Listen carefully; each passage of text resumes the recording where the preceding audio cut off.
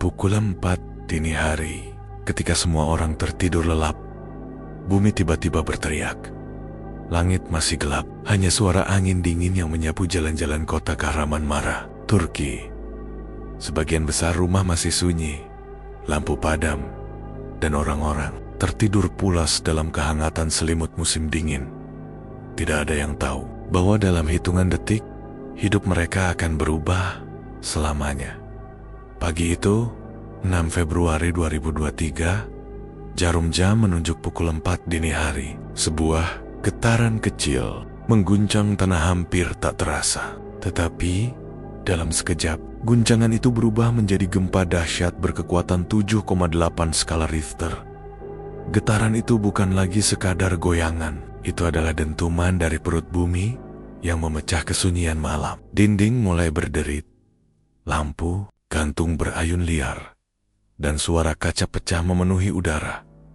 Detik-detik kepanikan, warga yang masih terlelap terbangun dalam kebingungan. Mereka mencoba berdiri, tetapi lantai seperti ombak bergerak liar ke kiri dan ke kanan. Teriakan mulai terdengar.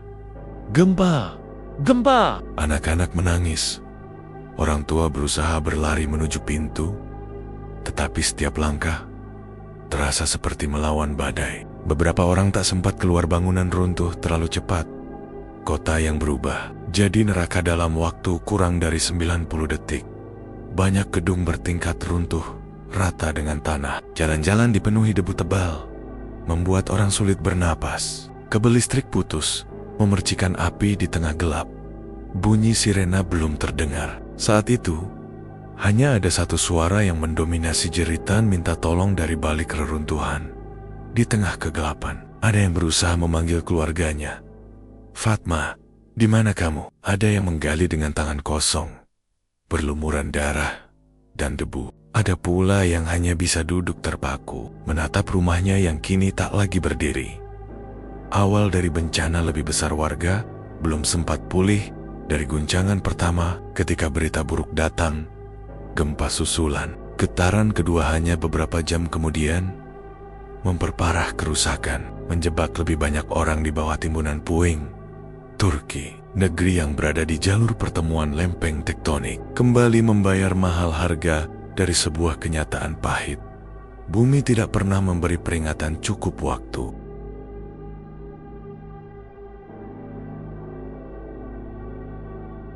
Sebuah kota yang kemarin masih berdiri megah, kini hanya menjadi lautan puing dan debu. Pagi itu, matahari akhirnya muncul di langit Turki, tapi cahayanya tidak membawa harapan, hanya menyingkap wajah sebenarnya dari bencana, dari udara.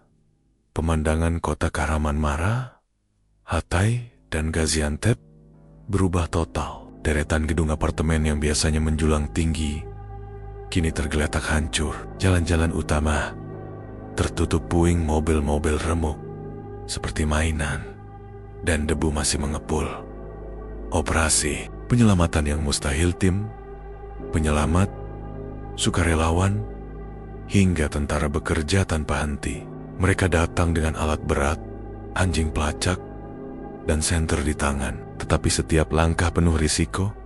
Gedung-gedung yang masih berdiri goyah, siap runtuh kapan saja. Seorang relawan muda berteriak, "Ada suara! Ada orang di bawah sini!" Cebet, semua bergerak cepat. Mereka mengangkat puing satu persatu dengan tangan kosong, karena alat berat tak bisa masuk ke lorong sempit itu.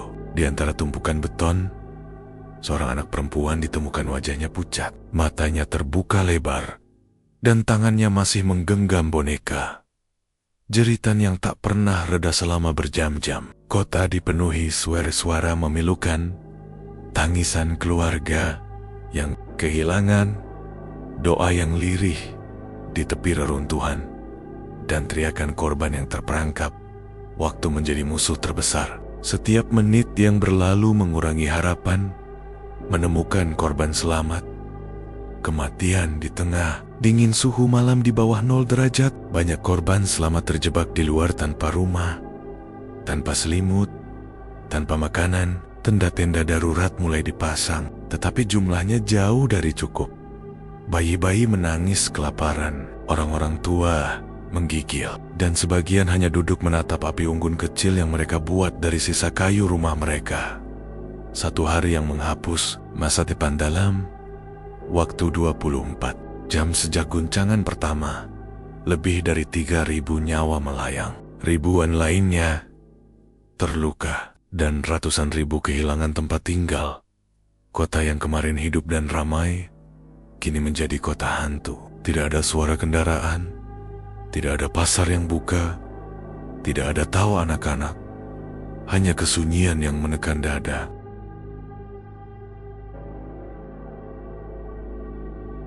Bencana itu mungkin hanya berlangsung dalam hitungan detik, tapi lukanya akan terus menganga seumur hidup. Hari-hari berlalu, tapi Turki belum sempat bernafas lega. Aroma debu bercampur kematian masih memenuhi udara. Puing-puing yang kemarin penuh harapan korban selamat, kini berubah menjadi kuburan massal tanpa nisan.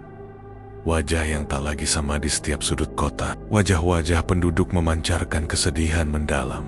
Ada yang kehilangan rumah, ada yang kehilangan pekerjaan, dan banyak yang kehilangan seluruh keluarganya. Seorang ibu berdiri di depan reruntuhan apartemen. Tangannya memegang foto anaknya yang belum ditemukan. Matanya merah, suaranya serak. Dia bilang mau sarapan setelah sekolah. Tapi sekarang, aku bahkan tak bisa memandikannya untuk terakhir kali. Trauma yang menghantui bagi mereka yang selamat.